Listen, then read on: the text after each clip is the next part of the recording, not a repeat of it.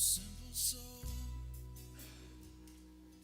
you have come so far on your own. Do not turn back, do not lose hope. Who can say how far is left to go? And all the nights you walked alone, you follow lights to guide you. Or should the dawn refuse to rise? Should the darkness close on all sides? Or may you find your heart next to mine, for we found hope in a hopeless time.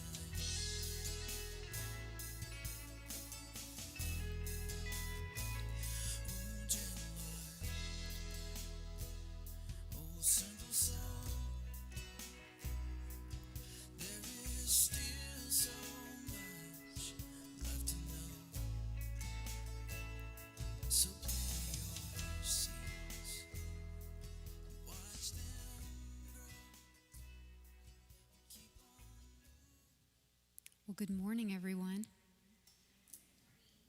Welcome to Watershed. It is so good to have people here in the space, friends, familiar faces, even if we can't completely see your face because you're masked.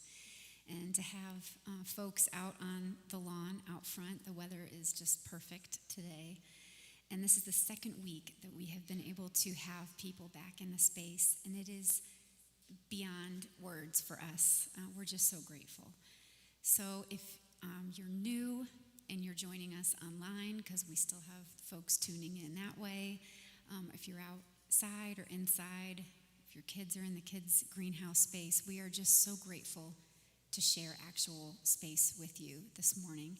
My name is Taryn, and the band is very excited to be with you as well this morning, and you'll hear more from us. But I wanted to take just a moment to let you know that if you are tuning in on Facebook or YouTube, we encourage you to, share it. If you're on Facebook, you can kind of share that you're watching live and invite a few friends to join with you. And we are also on YouTube, so if you have friends that you know that aren't social media people, we've had a lot of people inform us that they're just not on Facebook, and good for you. Your life is better for it, I promise. Let them know that there's a YouTube link that we're live on our channel there as well. And so we want to take just a moment. For the people that are here in the room, we can't really see each other's faces, but for those of you online, we'd like you to say hi to each other. Let each other know how long you've been kind of part of or attending online or in person with this Watershed community. And for those of you in the same room, maybe you can just kind of if it's 1 year, 2 years, if you're just months, 0, kind of look around and let each other know how long you've been here. So people outside, people inside. I've been here since the beginning. And Donna's been here since the beginning. Ashley, how many years now? Maybe 3 on and off. I think three years off and on. Yeah, that's awesome. We have a lot of people that were we left and then came back during the pandemic, which is an interesting time to come back virtually. But all right, Des, it's been at least a decade, right? It's, 2007? Okay. Yeah. I'm not good at math, but you guys More than know. a decade. Ted, it's been almost 2000. Yeah, since year one. Ted was one of pretty much the original band members. And Courtney, it's been 3. Okay. So, yeah, take a moment. There's people outside, people near you. Kind of use how many years or months. Let them know.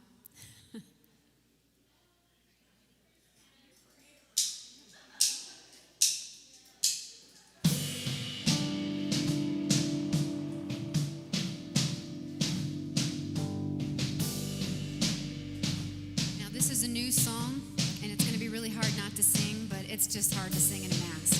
So if you want to dance to it, you want to stand, you want to snap or clap, those are all things that don't spread germs as much as when you're all clapping your own hands. So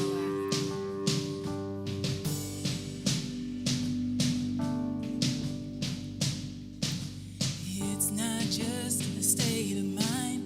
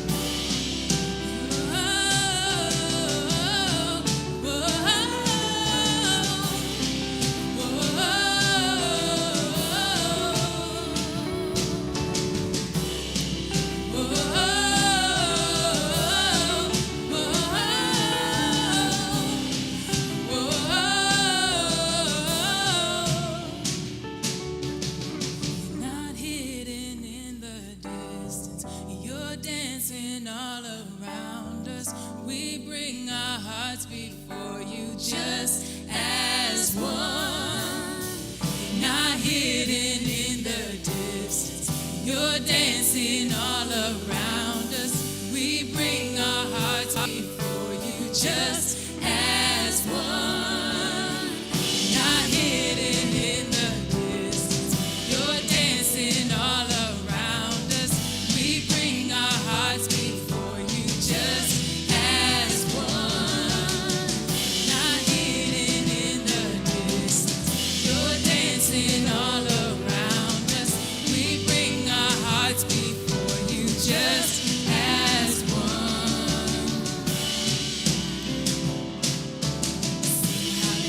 Sing hallelujah, sing hallelujah, sing hallelujah, sing hallelujah, sing hallelujah, heaven's here.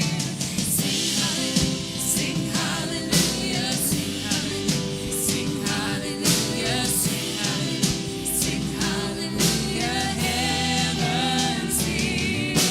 Sing hallelujah, sing hallelujah, sing hallelujah, sing hallelujah, sing hallelujah, heaven's here. Sing hallelujah, sing hallelujah, sing hallelujah, heaven's here.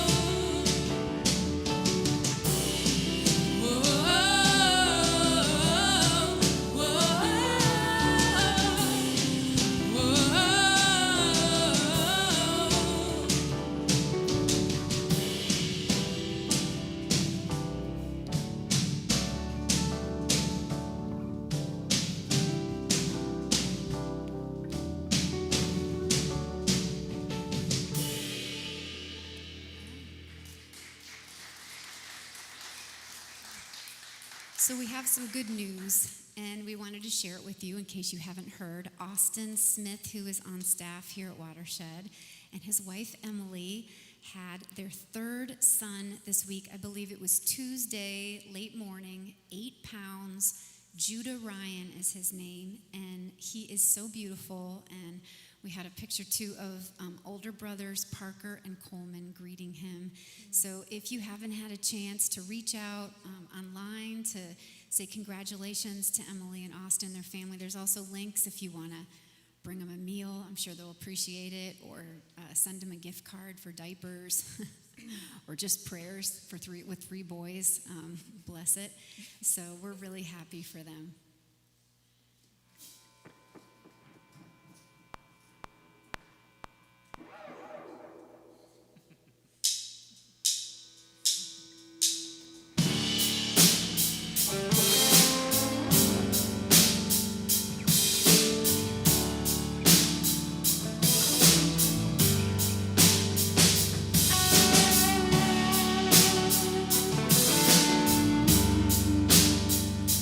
Sing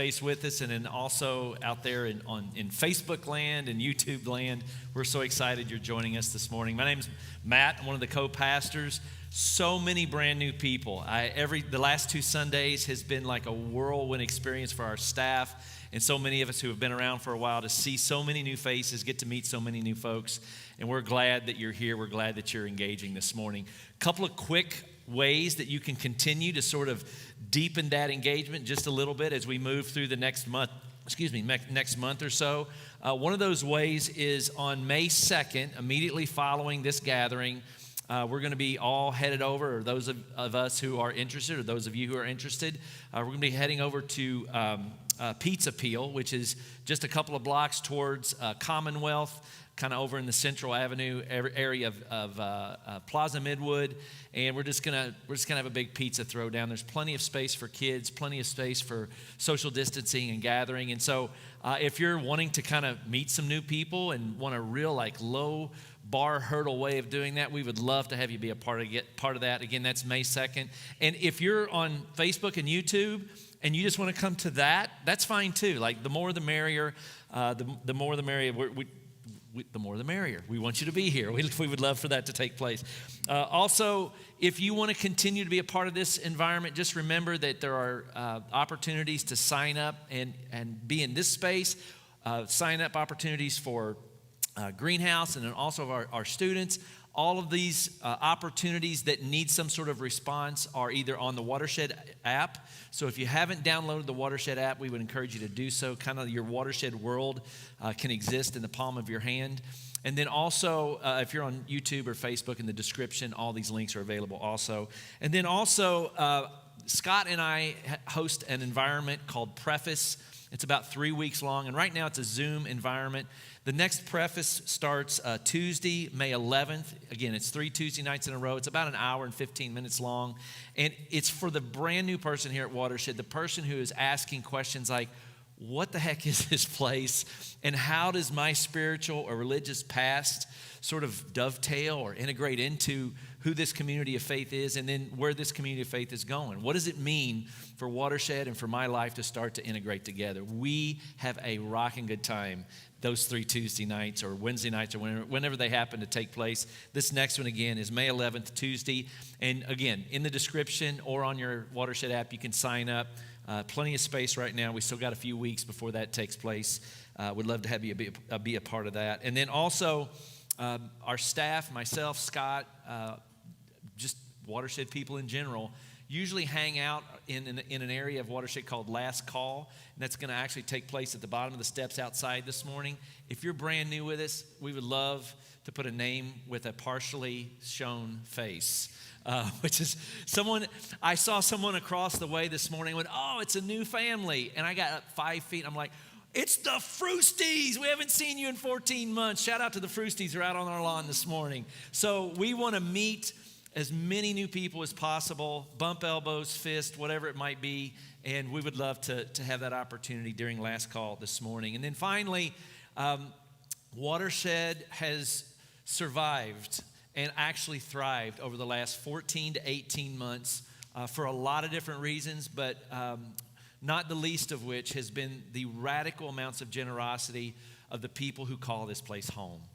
People who every month, sometimes every week, or sometimes just arbitrarily say, my resources matter to this community because of the work that it's committed to and the transformation that either I've experienced in my life or that I see in others. And so if you've been coming for a while and you're in this place of saying, no, I don't want to just get involved with my energy, but then also with my resources, there's real safe ways of doing that. Through the Watershed app, there's actually a giving tab that you can engage. You can also go to our Watershed webpage where there's also a giving tab that you can access. If you work for an organization that matches donations, that might be worth exploring. We've had quite a few folks who said, oh my gosh, like my organization, whether that was Bank of America or Wells or whatever it might be, they're actually willing to match up to a certain degree the things that I donate towards. And Watershed actually falls into those categories as well. And so just want to make you aware of that. If you need more information along those lines, you can reach out to scott@watershedcharlotte.com. And there's actually, again, in the information sections that I mentioned, there's actually some more information about that. We're so excited that you're here this morning. Couldn't ask for a better day. All day yesterday, pouring down rain.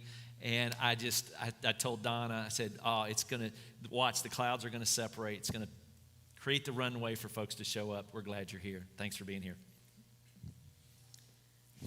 We want to take just a moment to be still. And before we do so, I want to invite all of you, masks or not, if you're at home watching, out on the lawn, to say this name with me, after me. I'll say it first, then we'll say it together. Micaiah Bryant. Would you say it with me? Micaiah Bryant.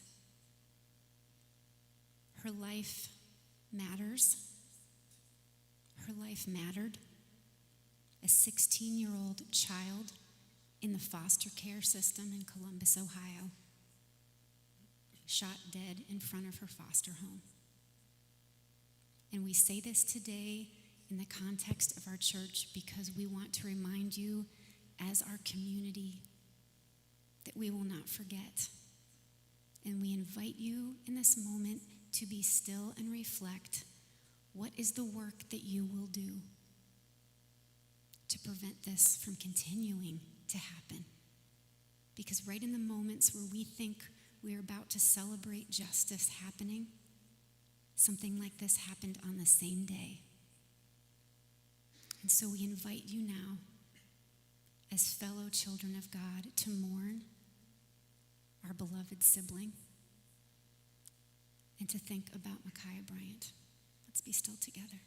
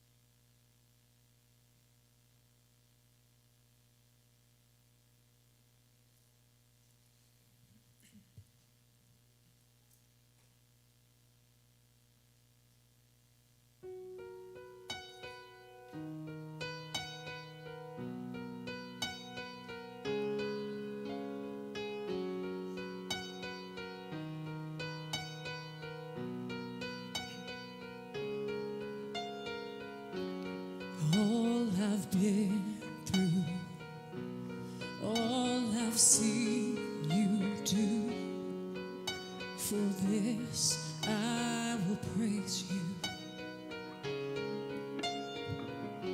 My eyes were opened, my chains were broken, and for this I will praise you.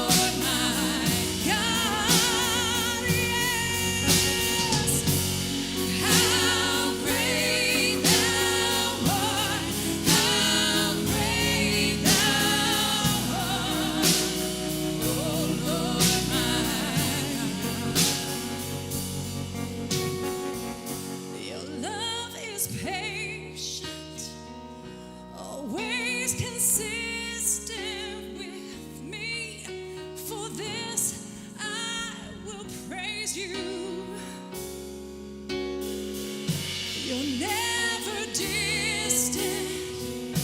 Your heart will never leave. And for this I would praise you. How great thou art, how great thou art, oh Lord my God. Sing this with me. How great thou art, how great thou art, oh Lord my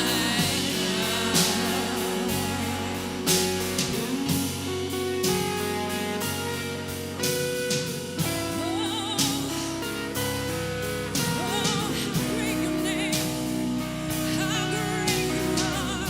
Oh yes, Jesus. How big you are, how big you are. Oh, sing, my soul sings. How great you are in all the earth, in all the earth. How big, how great. My soul sings, my heart sings. How great you are,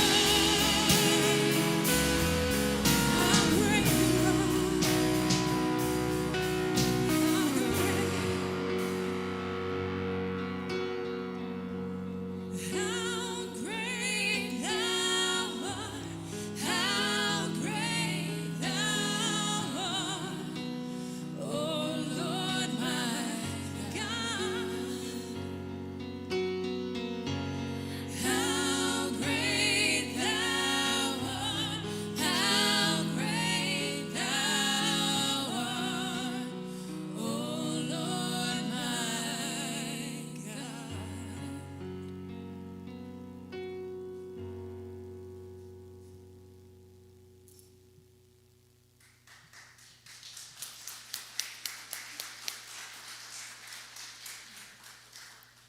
So, for the past few years, I don't know the exact date. Hold on, there's an intro.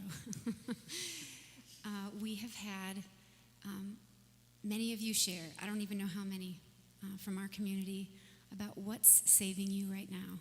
Where do you see divine fingerprints in the big and or small things of your life? And while it might have been my suggestion on staff, and I get the extreme privilege of maybe getting to see the first draft of what people share, it's been a selfish endeavor, I'm not going to lie, because just when I need it most, that email will pop in or that call will happen, and I get to see how God is showing up in your life, and it is the great reminder to me of the goodness and presence of God. But especially in the course of this past year with the pandemic, I've never taken the mic myself in this, and there just happened to be an opening. And we, for various reasons, between closing down our gathering because of the pandemic and the nature of being a musician and a worship leader for many years, kind of the whole point of being a musician is getting to collaborate, play with other people, sing with other people. That's like the best part. I mean, the rest is kind of lonely by yourself just practicing. It's more like woodshedding than being in a band or playing collectively. And so the minute that we had to start trying to record songs from home, to lead worship on video, everything about technology is my nemesis. And it's where it's always gone downhill for me as a worship leader, because at my core, I grew up playing piano and I like to sing. And the minute I would get in bands and they'd be like, can you do that synth part? Can you do all that stuff? I'm like, I'm not Inspector Gadget, okay? I just play the piano, so leave me alone. I don't have all that stuff. And I still struggle, if you don't see. I think I started a metronome up here accidentally in between songs because I'm awesome at tech. So when we had to start recording songs from home, I mean, it was just horrendous for me. Then, some of you know our story, but some trees fell in our house last May. Then we lost our home, so then we moved out, working from home without the home with the kids schooling from home in different homes. There were several like Airbnb situations, and we kind of had to abscond and just grab things as we were leaving. And my son was the one that suggested being sure that I got my keyboard out of our house so we could still play. And I remember us being in one of the rental houses, and I hadn't even plugged the keyboard in. And then I realized I hadn't been singing either. And then I realized I think I've probably gone like a month, maybe longer, and I haven't even sung. Not in my car, not at home. And then it kind of hit me. It's like, I think I even remember reaching out to Donna saying, I just feel like I've lost my song. You know that feeling where it's just not in you. And there's a lot of things you can fake. Music collectively is not one of them. You know, if you don't feel like singing, it sounds like it. And then there was this moment that I was reminded that just before the pandemic started, we had auditioned some new Watershed band members. And a few of them had not even gotten a chance to play in normal Watershed. So they got to start playing during when we were doing like weird recordings here, instrumentalists. And then there were some more vocalists that came along throughout the pandemic that had been in process of like, you know, meeting up and I hate to even say audition, I guess more of like a rehearsal, a get to know you rehearsal. And so in the middle, like I'd say of maybe the fall, late summer, one of those nights, Austin and I got together with 4 of the new band members who were vocalists. And we got in this room and everybody was spread as far as we could be, and everybody had masks on, which was really hard, I remember. Ashley was part of that night.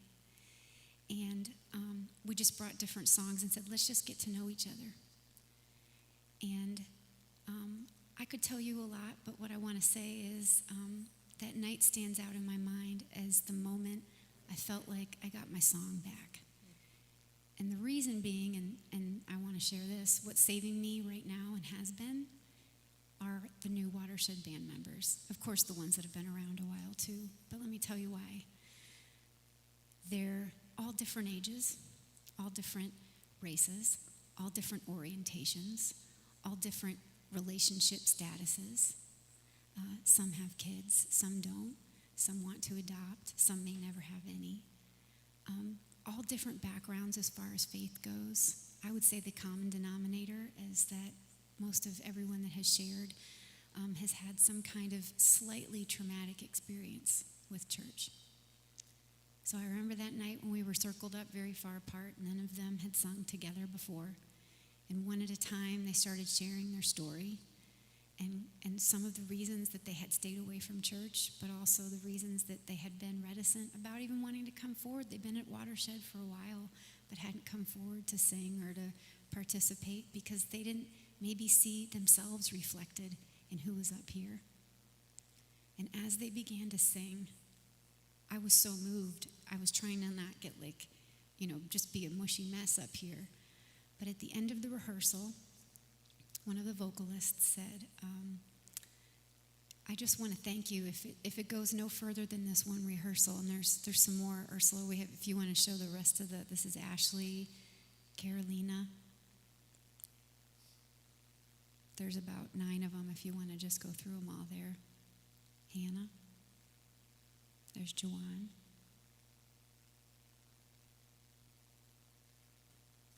There's more if you want to keep going, yeah.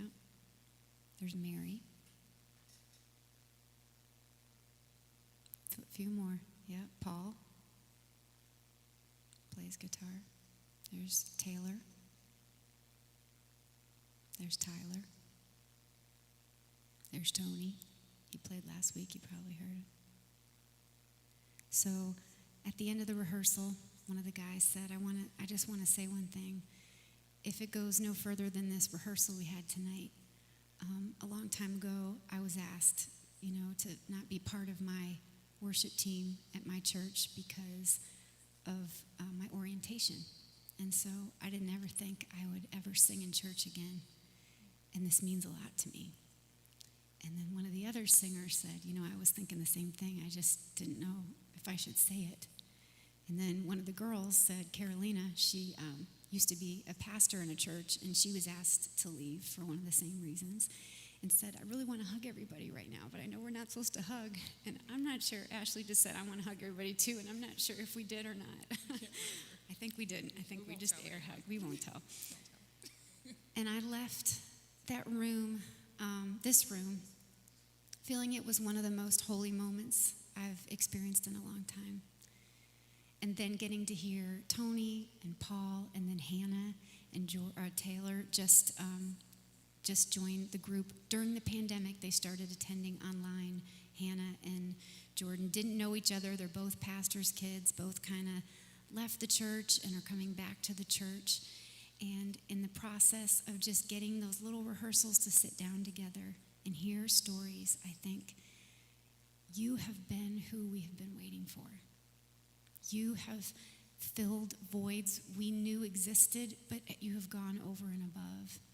The gifting that each of you bring has been something incredible. And Mary, who works in our tech booth and runs sound, there were some weeks that you guys weren't in the room, but we needed more harmony, and she just grabbed a mic and started singing, and she can play guitar. So she'll be up here with us soon, but she's been kind of doing double duty from the sound booth.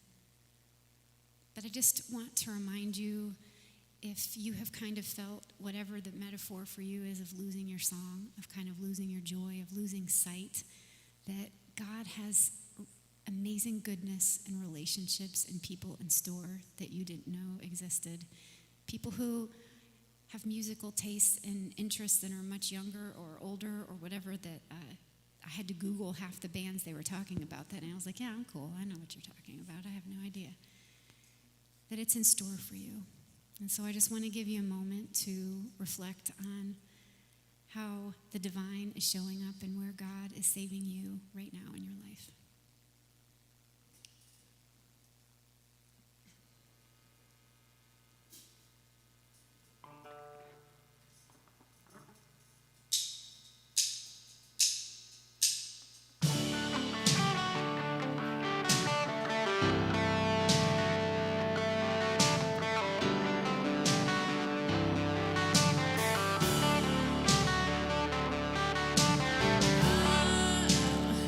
I'm a one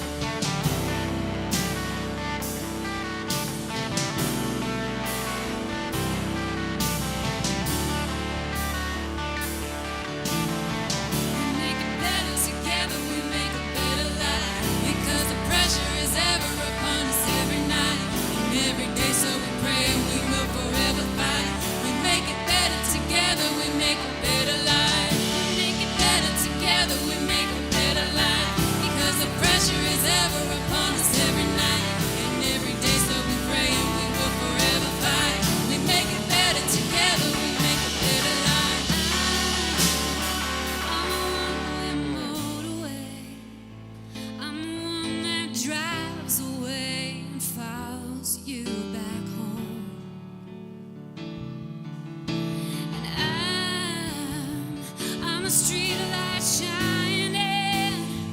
I'm a white light, blind and bright, burning off and on. It sounds like music learns to live again. It sounds like music give again. It sounds like music learns to love again. It sounds like music time again. It sounds like music learns to love again. It sounds like music learn to love again.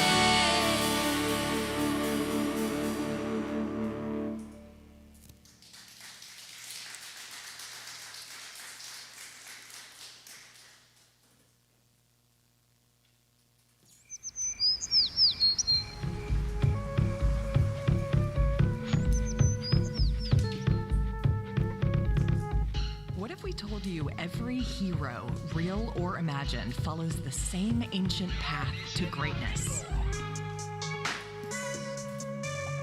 And what if we told you you're on the same journey? To journey without being changed is to be a nomad. To change without journeying is to be a chameleon. To journey and be transformed by the journey is to be a pilgrim.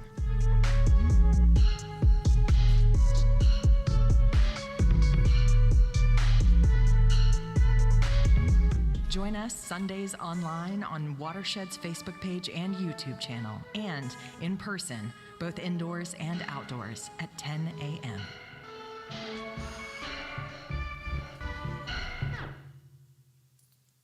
Good morning, Watershed. Man, it's so good to see people like in 3D. It's good to be able to talk to you a little bit, at least see some eyes, and just to have space, have you all in the room, and just the energy that creates. Thank you for being here. Thank you for going out of your way to share your morning with us. If you didn't listen to last week's talk, I really encourage you to, just because Sean did a great job sort of summarizing where the series is going in terms of who Joseph Campbell is in the hero's journey and what's behind all of it. I think it's a kind of a helpful piece for you to get your head wrapped around in terms of what the series is looking like. This morning, if I may, I'd like to take you on a journey, a little bit of maybe my own journey, maybe the journey of some of you in the space. And I think at least for myself these days, I find I am constantly looking for metaphor or image or ideas that help me interpret how I engage faith.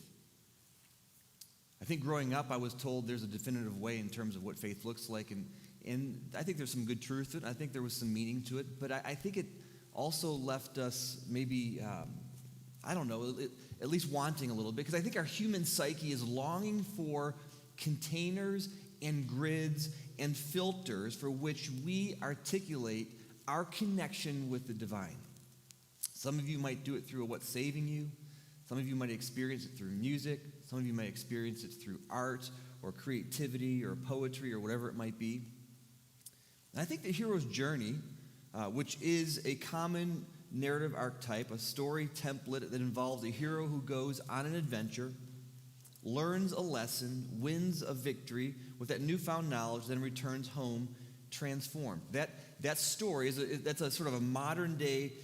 That's what Joseph Campbell calls the hero's journey. But that is not just unique to modern day, right? That's arguably, like what Sean said last week, it's a deeply Jewish or Christian narrative, or Hindu or Muslim narrative for that matter.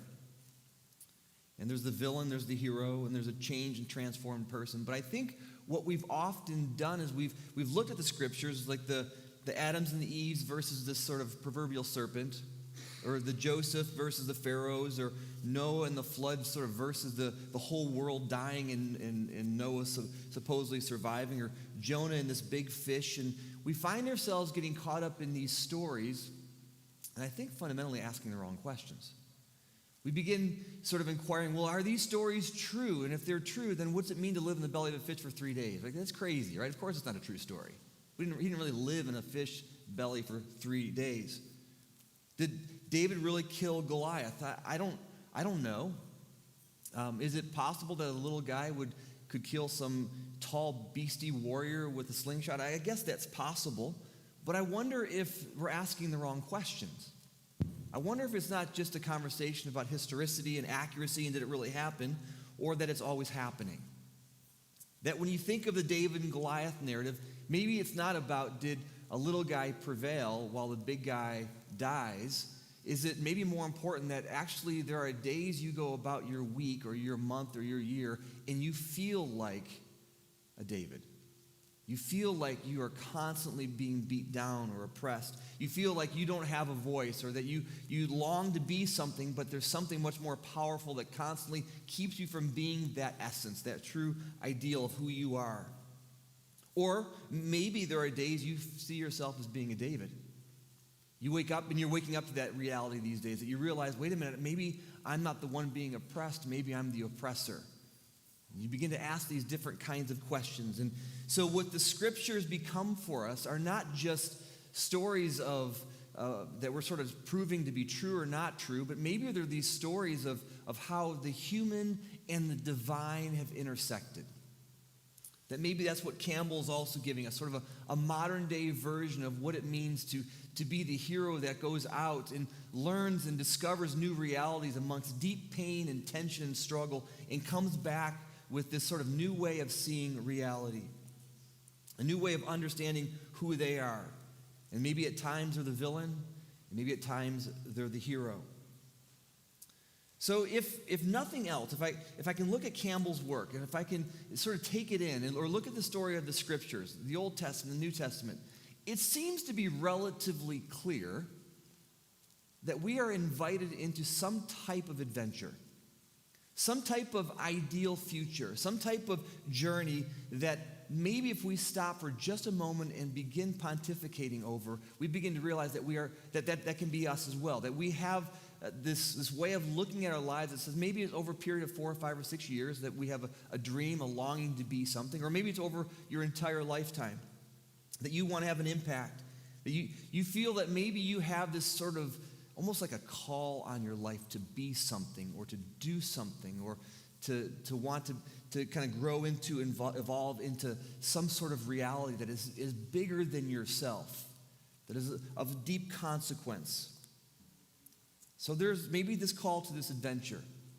I think it's a story of Jesus. I think it's a story of the Pauls. I think it's a story of the Matthews and the Ruths and the different people of the scriptures. I think it's what the Joseph Campbells are kind of inviting us into. We're invited into this adventure. But I do know this, only from engaging with some of you in this space. You say, well, Scott, the adventure idea, that's not my reality. I'm not invited into adventure right now. I'm just invited into survival. I mean, how am I to see my reality of adventure when I can barely figure out who I am? That I'm in the Campbell story, I'm not a hero, I'm a victim. Because after all, the hero is probably some strong person, relatively good looking, they're probably educated, they're connected, powerful, they might be tall, dark, and handsome, which means they're probably going to be a male. And after all, I don't fit into all those containers and those categories. So when you talk about an adventure, it's not for me. And I'm here to say, well, maybe that's how you feel and that's real. And I'm not here to say that that's not your reality that you're living in right now. But I am here to say that I think this is the beauty and the weight of the work of Jesus. Like the life of how he lived out his reality. I'm not talking about this sort of proverbial just spirit thing, but the real historical Jesus that was around a couple thousand years ago. Because Jesus was constantly rewriting how he saw reality, how he saw what maybe would be a person that would say, I don't have an adventure, I'm barely surviving. He was constantly recentering who the hero was, if I can use Campbell's language. To Jesus, the hero was a short, small tax collector, or those prostitutes, those vulnerable women. It was beat up dudes on the side of the road, blind, deaf, and mute people. Folks who couldn't walk, sinners, non-Jews, and the criminal on the cross next to him. These were the people that Jesus was constantly centering as the hero of the story. These were the people that actually Jesus was saying, I'm inviting you into an adventure, And the adventure is actually rooted and surrounded by you. It's impacted by you. It's marked by you. It's not necessarily the tall and the powerful. It's not the people that we think have resources and they somehow have all the knowledge and all the information and all the power. It's actually those who are on the edges, and Jesus is saying, I'm bringing you to the middle, because the conversation is more around you. And it seems to be at least the hero that Jesus is bringing to the surface in terms of Campbell's conversation. He was constantly putting these folks at the center of the conversation and labeling them the hero.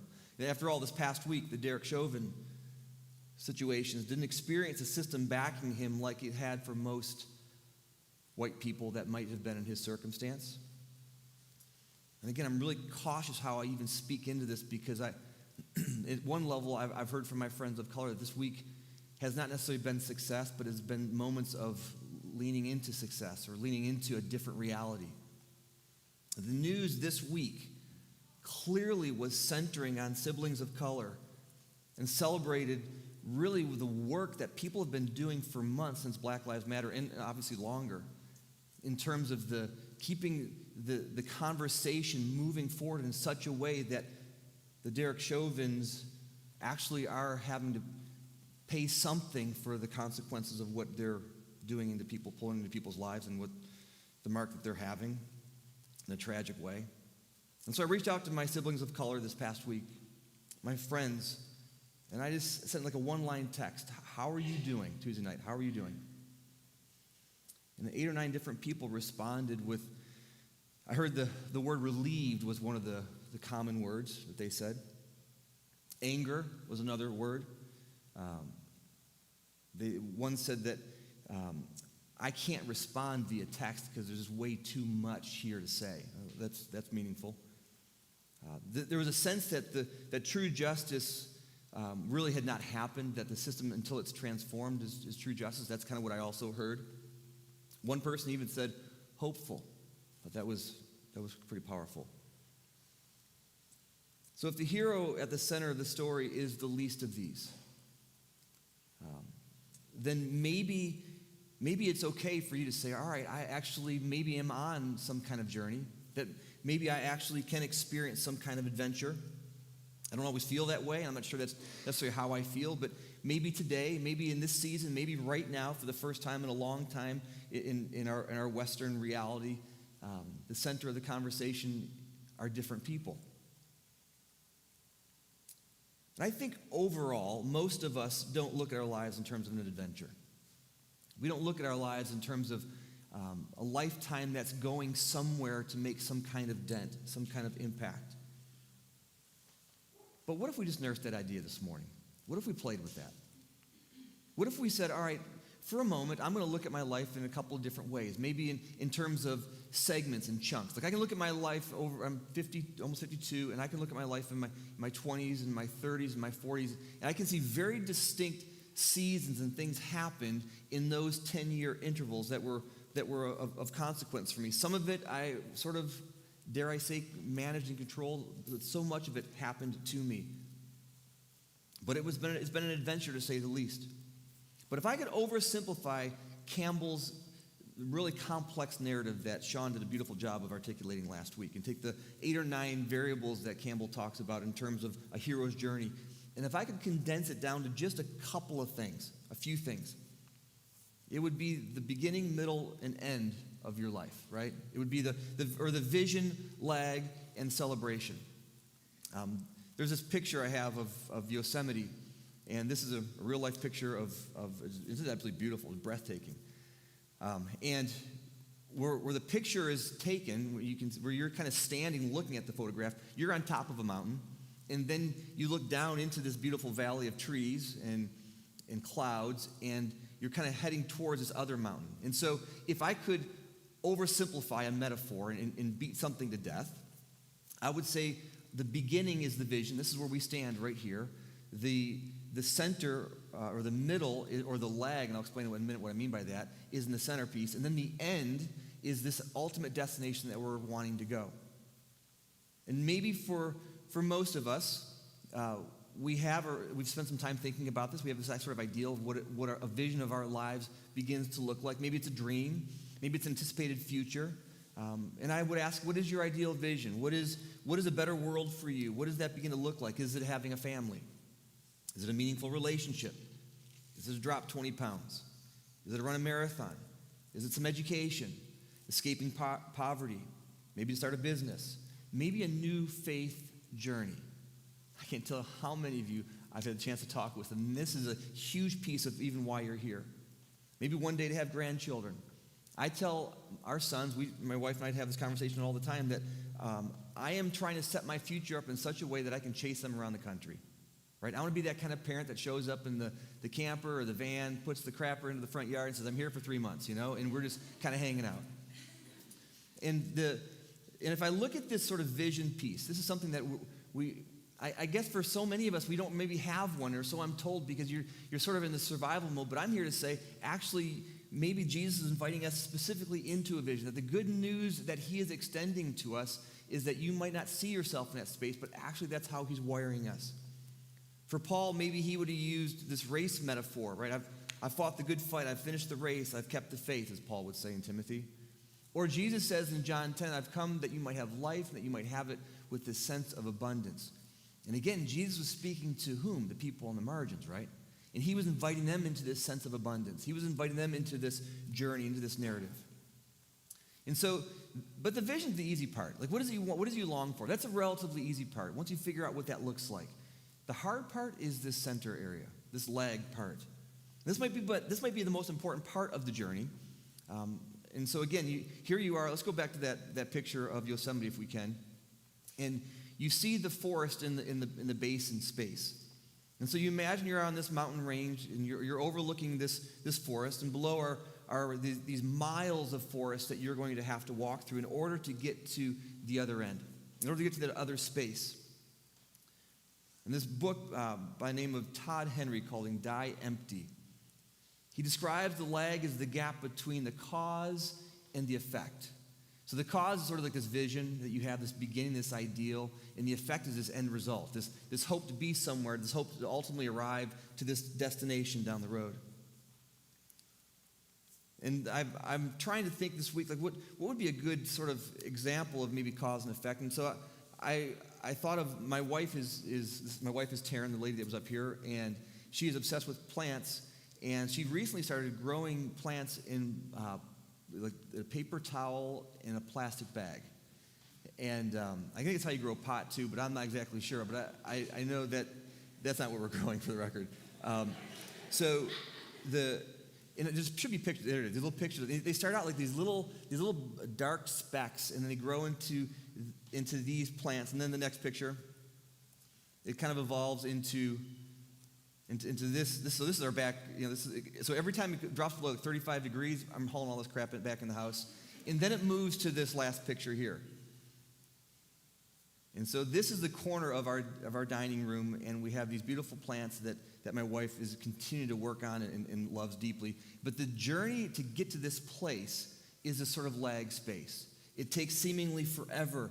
There's all this work that often is not able to be seen. And it's what's happening when we go down into that valley. Give me the Yosemite picture again, if you would, with 3 words on it. If we go back to this Yosemite picture and you see this lag space, when we're down into that space, we really don't know what's happening because we can't see as far as we could see when we're up in the vision space, right? You're down in this middle space where it's the gap between cause and effect. It's this unknown. You can see very little horizon. It's probably going to get worse before it gets better.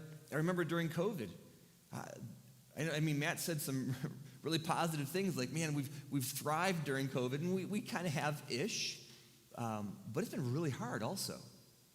There were times during COVID, I think like any of you, that we sat in that staff space thinking, are we going to make it? Are we going to be a church at the end of this thing?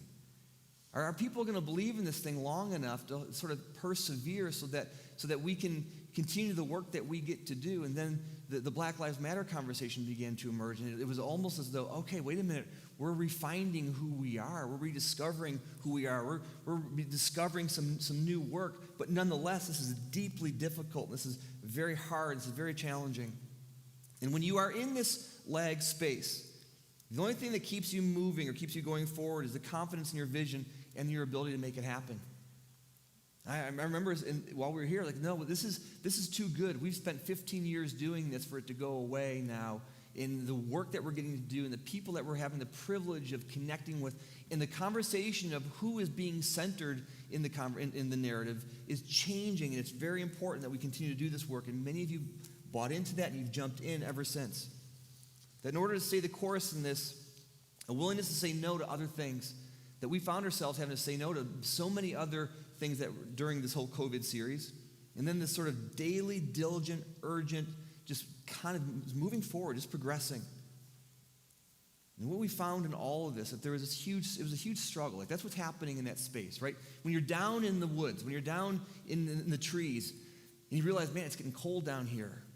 It's not like it was up on where the vision was, where it was really clear. And as a matter of fact, I can't even really see the destination anymore because the dark trees and the clouds, and I'm not even exactly sure where I'm going, but I know that there's something out there that I'm longing towards, that I'm moving towards. And so what is that journey for you? What's that begin to look like? I know for many of you, maybe not in this space, but I know many of our folks that have come and gone from Watershed, they've deconstructed their faith, right? They've had this conversation of, I don't think I want any more to do with the church or with this whole Jesus piece or with the story that's connected to anything Christian, and so they walked away.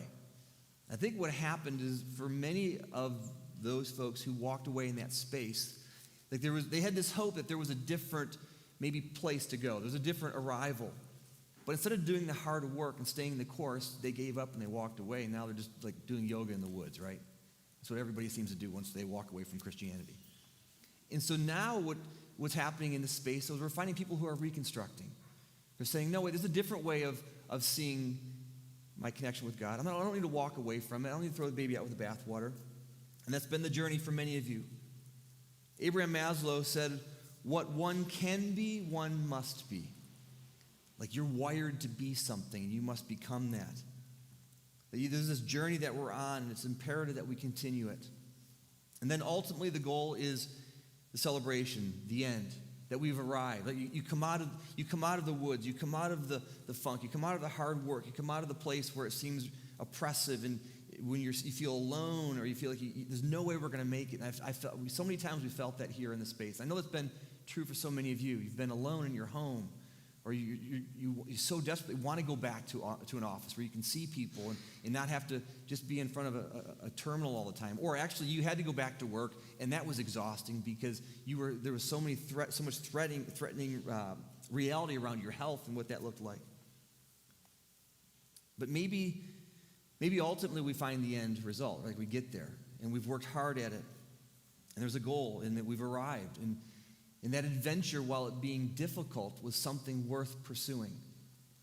And so I think it's the narrative of Jesus. I think it's the narrative of the New Testament and the Old Testament. It seems to be the modern narrative of what Campbell invites us into, is that we're invited into an adventure.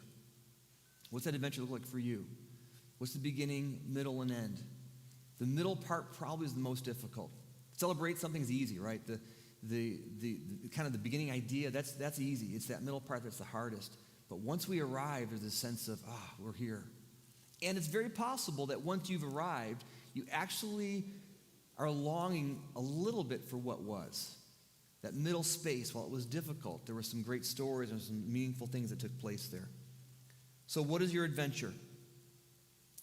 What is the journey that you are on? What's that begin to look like? What's that look like for you and your spouse, or for you and your partner, or for you and your family? What's that look like for you and your small group that you've connected with here? What's that look like for you being a part of the larger narrative that is Watershed? Paul says, I have fought the good fight. I have finished the race. I've kept the faith. Jesus says, I've come that you might have life and have it with abundance. And he wasn't speaking to the powerful. He wasn't speaking to the affluent. He was speaking to those that were on the fringes, those that were on the edges. He was speaking to the prostitutes and the tax collectors and the people that couldn't hear, the people that couldn't see, the people that were not making all the supposed right decisions. And so what's that journey look like for you? What's it like for us as we begin moving forward? I'm going to pray, and I'm going to let you guys go. God, I want to thank you for the opportunity that we are together. physically to be in this space, to leave this space reminded that we are on an adventure, that we have this opportunity to do life together, that we have this opportunity to celebrate our connection with you in the space, maybe through music, through connection, through conversations, through these talking sermon variables. And we look forward to the days ahead. We look forward to larger gatherings where we get to connect more with our siblings here at Watershed in a way where maybe we can even hug one day and shake hands and be the community that we were a year ago. Christ, we love you, and we look forward to our days ahead.